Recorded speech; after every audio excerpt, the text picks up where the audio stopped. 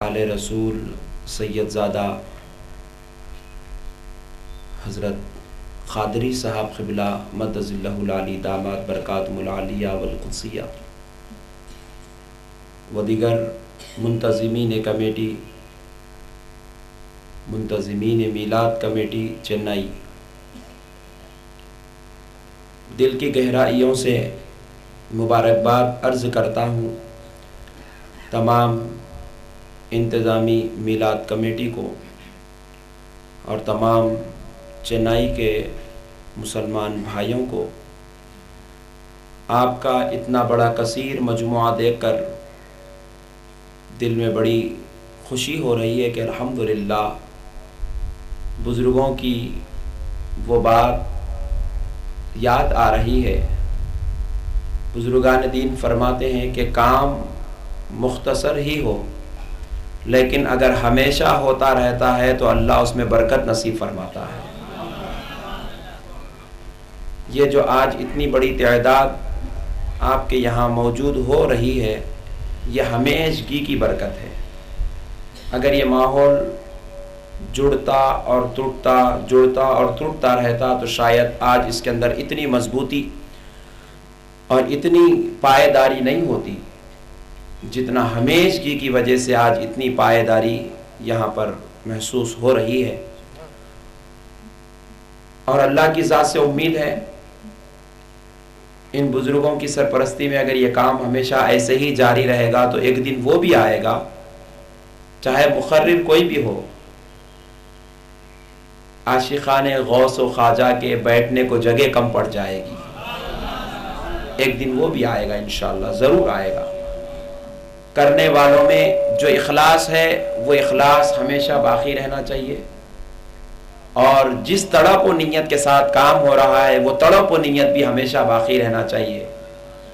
क्योंकि मुअज़्ज़ज़ सामीन इकराम, खुसूसन जहाँ पर हक़ का काम होता है, नेकी का काम होता है, तो वहाँ पर शैतान अपनी पूरी गलाज़त लेकर शरीक हो जाता है और पूरे हरबे, पूरी तरकीब, पूरे प्रोग्रामिंग करता है कि ये काफिले को कैसे तोड़ा जाए, ये काफिले को कैसे तोड़ा जाए। अब काफिले वाले अगर नहीं टूटते, क्योंकि बड़े बुजुर्ग आले रसूल सैयद ज़ादे औलिया अल्लाह के घरों से ताल्लुक़ रखने वाले जिनकी सरपरस्ती कर रहे हैं, उनकी दुआओं की बरकत से काफिले में कमज़ोर लोग भी हो तो वो नहीं टूटते, तो अल्लाह ताला क्या करता, अल्लाह ताला की बारगाह से लानत लेकर निकलने वाला शैतान लोगों को तोड़ना शुरू करता है। अरे भाई वो मौलाना ये बोल दिए, अरे वो साहब ये बोल दिए, अरे वहाँ वो लाइट वैसा डाल दिया, अरे माइक वैसा लगा दिए थे, अरे वो वैसा हो गया था। आप जब भी किसी से ऐसी बोली सुन ले तो समझ लेना कि आज हमारा भाई नहीं, भाई की सूरत में शैतान बोल रहा है। ये मुसलमान की बोली नहीं होती, ये सुन्नी की बोली नहीं होती, ये सुन्नी की सूरत में, सुन्नी की शक्ल में, सुन्नी की आवाज में शैतान की बोली है। कभी किसी को तनकीद करते हुए देख ले, अरे भाई वो कमेटी का फुला फर्द यूं कर रहा था, वो इंतजामिया का फुला फर्द यूं कर रहा था, वो इंतजामिया वाले ऐसे कर रहे थे, भाई वो पेंडाल इतना छोटा क्यों हो गया, बड़ा क्यों नहीं हुआ, वो बड़ा क्यों हो गया, छोटा क्यों नहीं हुआ, वो नात उन्होंने क्यों पढ़ी, वो नात इन्होंने क्यों नहीं पढ़ी। जब ऐसी बातें आपके दरमियान में आ जाएं तो आप समझ लेना नक्शबंदी साहब ने नुस्खा बता दिया, भाई की सूरत है, बोली शैतान बोल रहा है। मैं आपको नहीं बचा रहा हूं, मैं सुन्नियत को बचा रहा हूं। मेरी फिक्र आपकी तरफ नहीं है, मेरी फिक्र सुन्नियत की तरफ है।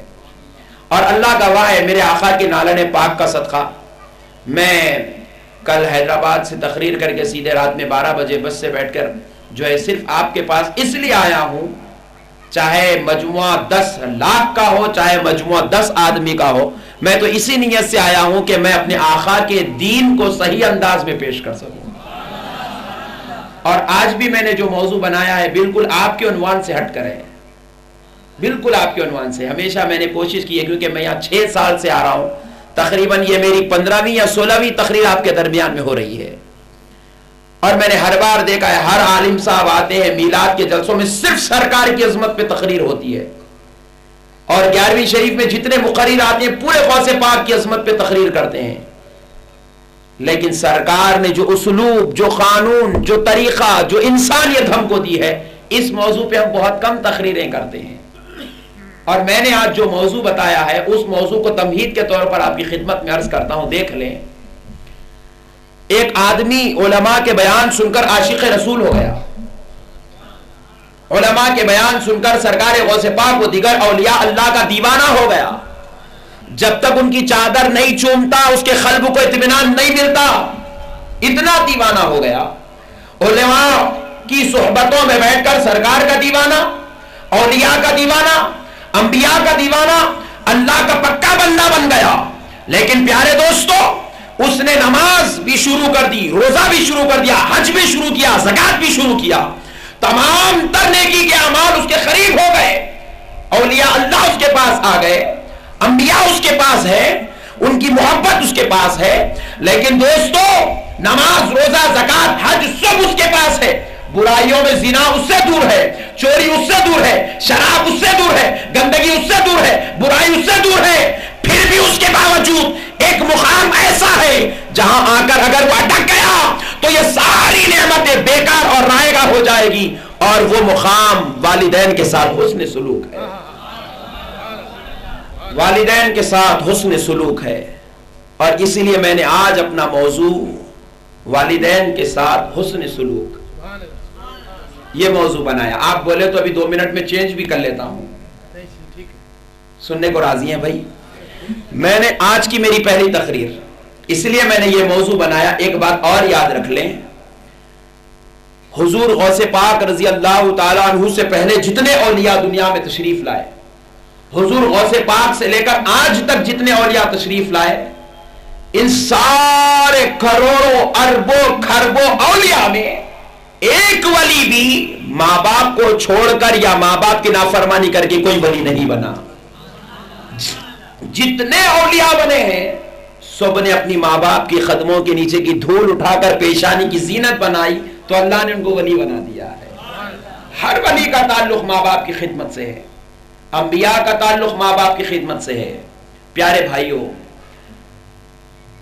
قربان جائیں والدین کے مقام و مرتبے کے، کیونکہ اگر آپ میں سے، ہم میں سے کوئی آدمی نمازی ہے، متقی ہے، پرہیزگار ہے، لیکن اس کی ماں اس کے ساتھ نہیں رہتی گھر میں، تو وہ اللہ کی نظر میں مقبول نہیں ہے. لاکھ اولیاء اللہ کے دیوانے آپ بنے، لیکن گھر میں رہنے والے ان اللہ کے محبوبوں کو، جن کے قدموں کے نیچے ہماری جنت رکھی گئی ہے، جن کو ہماری جنت کا دروازہ بنا دیا گیا ہے، اگر ہم ان ماں باپ کے ساتھ اپنا تعلق اگر توڑ لیں تو میرے بھائی ہماری زندگی میں آپ یاد رکھیں، خود سرکار بھی ہم کو قریب آنے نہیں دیں گے، خود غوث پاک بھی ہم کو قریب آنے نہیں دیں گے، خود بحر العلوم بھی ہم کو قریب آنے نہیں دیں گے. بولیں گے بدبخت تو ہم کو آ کر کیا ہماری نالین بوسی کرتا ہے. پہلے گھر میں رہنے والوں کی قدم بوسی تو کر لے، پہلے گھر میں رہنے والوں کی دستبوسی تو کر لے، پہلے اپنے ماں باپ جو رب نے ان کو اپنے بعد کا درجہ دیا ہے.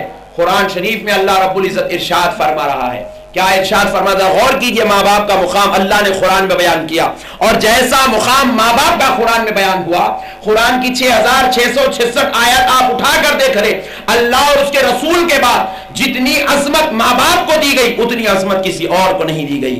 اللہ رب العزت قرآن شریف میں ارشاد فرماتا ہے، اُفٍّ وَلَا تَنْهَرْهُمَا، اگر تم ماں باپ کی شان میں اف بھی کر دو گے.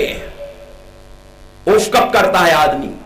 جب بیٹا حق پہ ہو اور ماں باپ ضعیفی کی وجہ سے غصے میں ہو، اور غصے کی وجہ سے جب اپنے بیٹے کو، جبکہ وہ کوئی غلطی نہیں کیا، اس وقت ماں باپ اس کو ڈانٹتے ہیں، اس کو ڈپٹتے ہیں، اس پر الزام لگاتے ہیں، اس پر کوئی بری بات کہہ دیتے ہیں جو اس کے نفس کے اوپر برا گزرتی ہے. اس وقت بیٹا اپنے حق پر ہونے کے باوجود اپنے حق کی وجہ سے اپنے ماں باپ کو اف کہتا ہے، یا کوئی کلمات کہہ دیتا ہے، یا کوئی باتیں کہہ دیتا ہے، تو رب نے کہا نادان تیری کیا مجال کہ تو حق پہ ہے تو خاموش ہو جا، تیرا رب دیکھ رہا ہے. تیرے حق پہ ہونے کا صلہ تجھ کو تیرا رب دے گا، لیکن تیری تب بھی مجال نہیں کہ تو اپنے ماں باپ کی شان میں گندے الفاظ استعمال کرے، ماں باپ کی شان میں برے الفاظ استعمال کرے، ماں باپ کی شان میں گندی باتیں کرے. تب بھی تیرے رب کی طرف سے تجھ کو اتنی اجازت نہیں. خبردار اگر تو حق پہ ہونے کے باوجود بھی اگر ماں باپ کو اف جیسا کلمہ بھی ادا کر دیا تو ولا تنہرہما، تو نامہ اعمال پلٹ کر دیکھ لے، تیرے نامہ اعمال میں ایک بھی نیکی میں باقی نہیں رکھوں گا. اللہ اللہ، ایک بھی نیکی باقی نہیں رکھوں گا، سارے کے سارے تیری نیکیاں مٹا دی جائیں گی. تیری نماز کا صلہ تجھ کو نہیں دیا جائے گا، تیری عبادات کا صلہ تجھ کو نہیں دیا جائے گا، تیری ریاضت و تقوی کا صلہ تجھ کو نہیں دیا جائے گا اگر تو ماں باپ کا نافرمان ہوگا. اللہ اللہ. اسی لیے تو پیارے نبی صلی اللہ علیہ وسلم کے صحابہ جب یہ آیت سنے تو رو پڑے اور ماں باپ کا اتنا ادب اتنا ادب اتنا ادب کرنے لگے صحابہ. قربان جاؤ، ایک صحابی نبی کریم صلی اللہ علیہ وسلم کے اپنے حجرے شریف میں جہاد سے تھک کر آ کر بیٹھے، تھک کر آئے جہاد سے، اور گھر میں بیٹھے ہوئے ہیں خوب تھکے ہوئے. اندازہ لگانے آدمی جہاد سے تھک کر آیا ہے تو کتنا جو ہے اس کے اوپر تھکن ہوگی. کئی لوگوں کی گردنیں کاٹ کر، کئی لوگوں کا مقابلہ کر کے جسم بھی زخموں سے چھنی آ کر بیٹھے ہیں. اللہ اکبر. پیارے بھائیو، وہ صحابی پیر لامبے کر کے سونا چاہتے ہیں تو خیال آیا سوتے وقت کہ ادھر میری ماں سو رہی ہے، بازو کے کمرے میں میری ماں سو رہی ہے. پیر کو قریب کر لیے، بیٹھ گئے. ادھر پیر کرنا چاہتے تھے، ادھر جنت البقیع شریف تھی. ادھر پیر کرنا چاہتے تھے، روضہ مصطفیٰ صلی اللہ علیہ وسلم یاد آیا.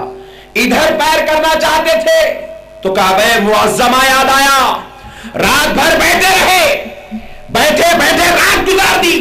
فجر کا وقت قریب تھا کہ آنکھ لگ گئی بیٹھی ہوئی حالت میں، زخموں سے چور ہے. ادھر نبی مکرم صلی اللہ علیہ وسلم مسجد نبوی میں اذان ہو گئی، حضور تشریف لائے، نماز کا وقت قریب آیا. اللہ کی بارگاہ سے جبرائیل امین کی آمد ہوئی. رب نے کہا مصطفیٰ تھوڑی دیر کھڑے ہو جاؤ، ہمارا ایک محبوب ماں کے ادب میں ساری رات بیٹھ کے گزار دیا ہے، ابھی ابھی اس کو نیند لگی ہے، تھوڑی دیر سونے دو. وہ اٹھتا ہے تو پھر نماز ادا کر لینا. قربان جاؤ پیارے دوستو، یہ مقام ماں کے ادب کرنے والے کا اللہ کی نظر میں ہے. حضور پاک صلی اللہ علیہ وسلم ہم مصلی چھوڑ دیے، مسجد نبوی کی دہلیز پر آ کر کھڑے ہو گئے کہ کون ہے وہ عاشق ماں باپ جو آ جائے تو میں اسے اپنے گلے سے لگا لوں کہ اللہ اس کے لیے نماز روکنے کا حکم دے رہا ہے. پیارے بزرگوں اور دوستوں، وہ شخص آئے، حضور نے ان کو سینے اور گلے سے لگا لیا اور لگا کے کہا کہ تمہیں مبارک ہو، تمہاری ماں کے ادب نے تم کو اللہ کے قریب کر دیا ہے، تمہاری ماں کے ادب نے تم کو اللہ کا مقرب و چہیتا بنا دیا ہے، تمہارے ماں کے ادب نے تم کو اللہ کے پیاروں میں شامل کر دیا ہے کہ اللہ بھی تمہارا خیال کر رہا ہے. اللہ اللہ. قربان جائیں پیارے دوستو، یہ ماں کا مقام ہے. اب دیکھیں، میں ایک حدیث شریف آپ کی خدمت میں عرض کرتا ہوں. صحیح بخاری و مسلم کی حدیث ہے. نبی مکرم صلی اللہ تعالی علیہ وسلم کے اقوال جہاں پر حضور کی عظمت پر ہیں، حضور کی شان و شوکت پر ہیں، حضور کے مقام پر ہیں، معزز سامعین اکرام، وہیں پر نبی کریم صلی اللہ تعالی علیہ وسلم نے اپنی امت کو بدکاریوں سے، دوزخ سے، اللہ کے عذاب سے بچانے کے لیے نبی مکرم صلی اللہ تعالی علیہ وسلم نے امت کو ایک بہترین نسخہ عطا فرمایا. اور نبی کریم صلی اللہ تعالی علیہ وآلہ وسلم ارشاد فرماتے ہیں کہ معزز سامعین، جس نے اپنے ماں باپ کو ستایا گویا کہ اس نے اللہ کو ستایا. اللہ اللہ. قربان جائیں ماں باپ کے مقام کے. حضور نبی کریم صلی اللہ تعالی علیہ وسلم ارشاد فرماتے ہیں، جس نے اپنے ماں باپ کو ستایا گویا کہ اس نے اللہ کو ستایا. اور حضور ارشاد فرماتے ہیں، جس نے اپنے ماں باپ کو راضی کر لیا گویا کہ اس نے اللہ کو راضی کر لیا. قربان جائیے معزز سامعین اکرام، اب دیکھیں نبی کریم صلی اللہ تعالی علیہ وسلم کی بارگاہ بے کسبنا میں ایک صحابی آئے. یہ بخاری اور مسلم کی متفق علیہ حدیث آپ کی خدمت میں عرض ہے. ایک صحابی حضور نبی کریم صلی اللہ علیہ وسلم کی بارگاہ میں آئے. حضرت ابو ہریرہ رضی اللہ تعالی عنہ نے اس حدیث کو روایت کیا. وعن ابی ہریرہ رضی اللہ تعالی عنہ قال جاء رجل الى النبي صلی اللہ علیہ وسلم فقال یا رسول اللہ من احق الناس بحسن الصحابتی. نبی کریم صلی اللہ علیہ وسلم سے وہ صحابی نے پوچھنے لگا، یا رسول اللہ اگر میں حسن سلوک کروں، میں بہترین سلوک کروں، میں خوش اخلاقی کا مظاہرہ کروں، میں محبت کا معاملہ کروں، میں الفت کا معاملہ کروں، حق ادا کرنے کی بات کروں، میں تعظیم کروں، میں تکریم کروں، میں انتہا درجے کا ادب کروں، تو یا رسول اللہ مجھے پر کس کا حق ہے کہ میں سب سے زیادہ حسن سلوک اس کے ساتھ کروں؟ حق کس کا ہے؟ تو نبی کریم علیہ الصلوۃ والسلام نے ارشاد فرمایا، حضور کے قربان جائیں، حضور نے اپنی امت کو دوزخ سے بچانے کے لیے ارشاد فرمایا، حضور فرماتے ہیں امو کا سب سے پہلا حسن سلوک کا حق تیرے نزدیک تیری ماں کا ہے۔ کس کا ہے بھائی؟ بولے ماں کا ہے، ذرا زور سے بولے ماں کا ہے۔ یہ جو ضعیف حضرات بہت زور سے بول رہے ہیں، بولے میری ماں تو چلے گئی ہے۔ یہ ہمارے نوجوان پیچھے جو بیٹھے نا، الو دیر سے آئے، وہ نوجوان سے پوچھنا چاہتا ہوں کہ بھائی بتائیں سب سے پہلا حسن کون فرما رہے ہیں؟ کسی مفتی صاحب کی بات نہیں کہہ رہا ہوں، کسی مولانا صاحب کی بات نہیں کہہ رہا ہوں، دونوں جہاں کے سلطان سید النبی صلی اللہ علیہ وسلم کی بات کہہ رہا ہوں۔ حضور ارشاد فرماتے ہیں کہ اگر تو کسی کے ساتھ حسن سلوک کرنا چاہتا ہے کائنات میں، تو سب سے پہلا حق تیری ماں کا ہے۔ آج کیا معاملہ ہے؟ ہمارے ماموں ہم کو اچھے لگتے ہیں، چچا اچھے لگتے ہیں، خاندان کی دیگر عورتیں اچھی لگتی ہیں، اگر اختلاف ہے تو پیدا کرنے والی ماں سے اختلاف ہے۔ نعوذ باللہ من ذالک، جو اوروں کو گلے لگاتا پھرے اپنی ماں کو ناراض کر دے، یاد رکھے وہ صرف اوروں کو گلے لگائے گا، اللہ بھی اس سے ناراض ہے، رسول اللہ بھی اس سے ناراض ہے۔ معزز سامعین کرام، پھر اس کے بعد اس صحابی نے پھر پوچھا یا رسول اللہ، حالانکہ وہ اتنی اہمیت سے پوچھ رہے تھے، حضور نے کہا تیری ماں کا حق تجھ پر پہلا ہے کہ تو اس کے ساتھ اس نے سلوک کر۔ تو پھر اس صحابی نے پوچھا یا رسول اللہ ثم من، اگر میں ماں کے ساتھ اچھا سلوک کر لوں اس کے بعد کس کا حق ہے؟ تو حضور نے کہا امو کا، اس کے بعد بھی پھر تیری ماں کا ہی حق ہے کہ دوسری کے ساتھ اس نے سلوک کر۔ پھر اس کے بعد پھر صحابی نے پوچھا ثم من، تیسری بار صحابی نے پوچھا، بخاری و مسلم کی متفق علیہ حدیث ہے کہ پھر اس کے بعد کس کا اچھا حق ہے کہ میں اچھا سلوک کروں، پھر اس کے بعد کس کا مقام ہے کہ میں اس کے ساتھ حسن سلوک کروں؟ تو قالا، پھر حضور نبی کریم علیہ السلام نے فرمایا امو کا، اگر تیسرا حق بھی کسی کا ہے تو وہ تیری ماں کا حق ہے۔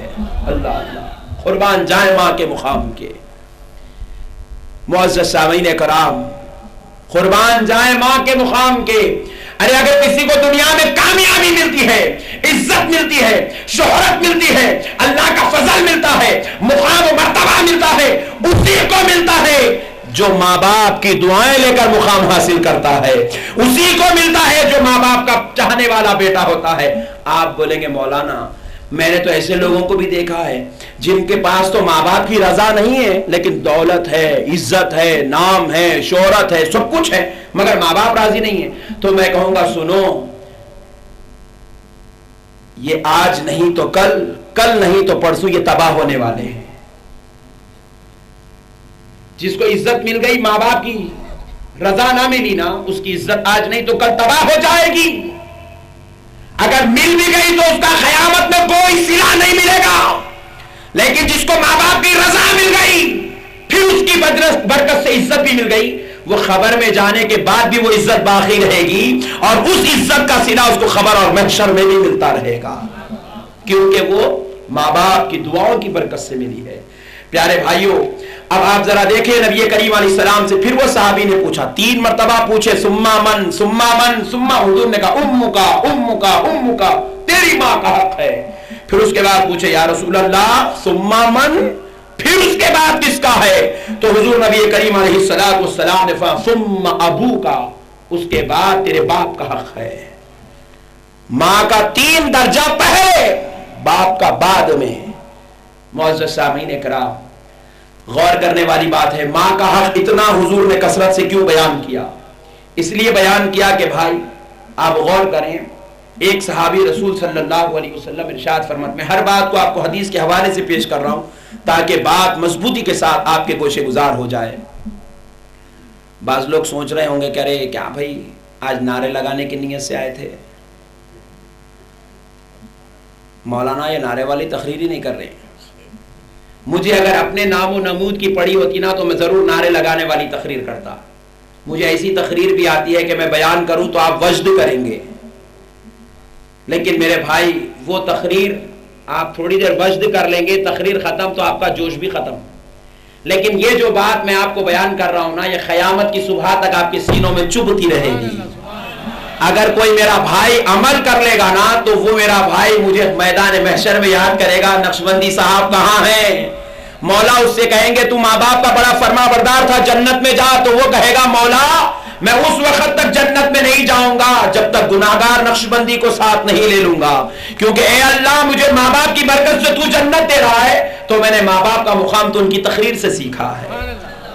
میرے بھائی نعرے 5 منٹ کے لگاؤ تو کوئی کام کی بات نہیں. آپ جب جب ماں کا ادب کریں گے یہ اہل سنت کا نعرہ ہوگا. جب جب آپ اپنی ماں کو مسکرا کر دیکھیں گے یہ اہل سنت کا نعرہ ہوگا. جب جب آپ ماں کو مسکرا کر دیکھیں گے تو مجھے کہنے دو، ادھر تم ماں کو مسکرا کر دیکھو گے، ادھر مصطفیٰ تم کو مسکرا کر دیکھیں گے کہ میرا غلام میری خوشی کے خاطر اپنے ماں باپ کے ساتھ حسن سلوک کر رہا ہے. تو میرے پیارے بھائیوں، ماں باپ سب سے بہترین نعمت ہے اس کائنات میں. جو ان کو سمجھ گیا بس وہ خدا اور رسول کو سمجھ گیا، جو ان کو نہیں سمجھا وہ نہ خدا کو سمجھا، نہ رسول کو سمجھا، نہ اولیاء کو سمجھا، کسی کو نہیں سمجھا. میرے پیارے بھائی، حضور نبی کریم علیہ السلام نے پہلے 3 مرتبہ ماں کا مقام بیان کیا، پھر اس کے بعد باپ کا مقام بیان کیا. ماں کا مقام کیوں؟ اسی نبی کریم صلی اللہ علیہ وسلم کی بارگاہ میں چلتے ہیں. دیکھو ایک مرتبہ ایک صحابی رسول صلی اللہ علیہ وسلم حضور کی بارگاہ میں تشریف لائے، اس حال میں آئے کہ وہ کعبۃ اللہ شریف کا طواف کر کے، کیسے طواف کیے؟ تنہا نہیں، کندھے پہ اپنی ماں کو بٹھا کر. کہہ دو بھائی سبحان اللہ. کندھے پہ اپنی ماں کو بٹھا کر طواف کیے. اور آج کل کی نوجوان نسل ایسی ہے گاڑی پہ ماں کو بٹھا کے لے جانے شرم محسوس کر رہی ہے. لعنت ہے ایسی نوجوان نسل پر. معزز سامعین کرام غور کریں، کندھے پر اپنے ماں کو بٹھا کر کعبۃ اللہ کا طواف کیے. عرفات و مزدلفہ مینا کی جو ہے چوٹیوں پر چڑھ کر اترے اور صفا و مروہ کی سعی کیے. پھر اس کے بعد رسول اللہ کی بارگاہ میں آئے اور آ کر کہنے لگے یا رسول اللہ میں نے 7 مرتبہ اپنی بوڑھی ماں کو کندھے پر بٹھا کر حج کیا. 1 مرتبہ نہیں، 7 مرتبہ میں نے اپنی بوڑھی ماں کو اپنے کندھے پر بٹھا کر حج کیا. یا رسول اللہ کیا میں نے اپنی ماں کے بیٹے ہونے کا حق ادا کیا؟ تو مصطفیٰ جوش میں آئے، آ کر فرمائے نادان تو ہے جو یہ بات پوچھتا ہے، تیری ماں سے پوچھ، وہ کبھی ایسا بات نہیں پوچھے گی، وہ کبھی ایسی بات نہیں پوچھے گی. کیا میں نے بیٹے کو دودھ پلا کر حق ادا کر دیا؟ کیا میں نے بیٹے کی غلاظت دھلا کے حق ادا کر دیا؟ ماں دھلاتی جائے گی، دھلاتی جائے گی، کبھی حق ادا کرنے کی بات نہیں کرے گی. نادان تو بیٹا ہے، صرف 7 بار ماں کو کندھے پہ بٹھا کے حج کیا اور کہہ رہا ہے کہ میں نے حق ادا کیا. نادان سن، یہ کائنات کے مصطفیٰ کا فیصلہ ہے کہ تو نے 7 بار کندھے پہ بٹھا کر ماں کو حج کیا کیا. ارے نادان تو نے اس ماں کے دودھ کے 1 قطرے کا بھی حق ادا نہیں کیا، 1 قطرے کا بھی تو نے حق ادا نہیں کیا ہے. ماں کا وہ مقام ہے. اللہ اللہ، وقت پہ وہ خطرہ تیرے منہ میں نہ ہوتا تو تیری زندگی جانوروں سے بھی بدتر ہو جاتی. وقت پہ تیری ماں اگر تجھ کو دودھ نہ دیتی تو محتاج، تو تباہ و تاراج ہو جاتا، تیری زندگی عروج پہ نہ جاتی، تیری زندگی کے اندر جو آج تو خوشیاں دیکھ رہا ہے وہ خوشیاں نصیب نہ ہوتی. اللہ اللہ، یہ رسول اللہ بیان کر رہے ہیں، جس رسول سے ہم محبت کرتے ہیں وہ رسول اپنے غلاموں کو اپنے صحابہ کے ذریعے سے ماں کا مقام بتا رہے ہیں. پیارے دوستو، قربان جائیں، رسول اللہ نے کہا ماں کا مقام ہے کہ اگر حسن سلوک کرو. جتنا حسن سلوک بھائی کے ساتھ، جتنا بیوی کے ساتھ، سب سے زیادہ امپورٹنٹ چیز ہے، دیکھو بھائی یہ یاد رکھو، بیوی کے ساتھ جتنا بیوی کے ساتھ حسن سلوک کرتے ہو نا، اس سے زیادہ حسن سلوک ماں کے ساتھ ہو. میری مائیں، میری بہنیں بھی یہاں بیٹھی ہیں، تھوڑا ان کی طرف بھی ایک بات عرض کر دیتا ہوں. دیکھو ایک بیٹا ہے، اپنی بیوی کو بہترین عالیشان نمبر 1 کوالٹی کی 2000 کی ساڑی دلا دے. یہ بات میں نے کہہ رہا ہوں، دارالفتاء سے یہ فتویٰ جاری ہوا ہے. پھر وہی بیٹا اپنی ماں کو 300 کی ساڑی دلا دے. تو مفتی صاحب کی بارگاہ سے فتویٰ امام اعظم ابو حنیفہ رحمۃ اللہ علیہ کا نکلتا ہے کہ وہ اپنی ماں کا نافرمان بیٹا ہے. ساڑی تو دلایا لیکن اپنی ماں کا اتنا خیال نہ کیا جتنا اپنی بیوی کی خوشی کا خیال کیا. اور ایک بات دیکھو، عورت چاہے کتنی بھی بوڑھی ہو جائے اس کو برابر اچھی ساڑی پہننا ہی طبیعت چاہتی ہے. آپ بولیں گے نہیں میری ماں بوڑھی ہو گئی، انہیں کیا وہ فیشنیبل ساڑی پہنتی؟ کیا فیشنیبل نہیں پہنتی رے میرے باپ، لیکن ایسی 300 کی پھٹی پرانی ساڑی بھی تو نہیں پہنتی ہلکوں کی طرح. تیری ماں ہے، تیری عزت کیسی ہے، تیری ماں بھی اس شان کی ساڑی پہنے. اور ایک بات بتاؤں، پوری زندگی ایک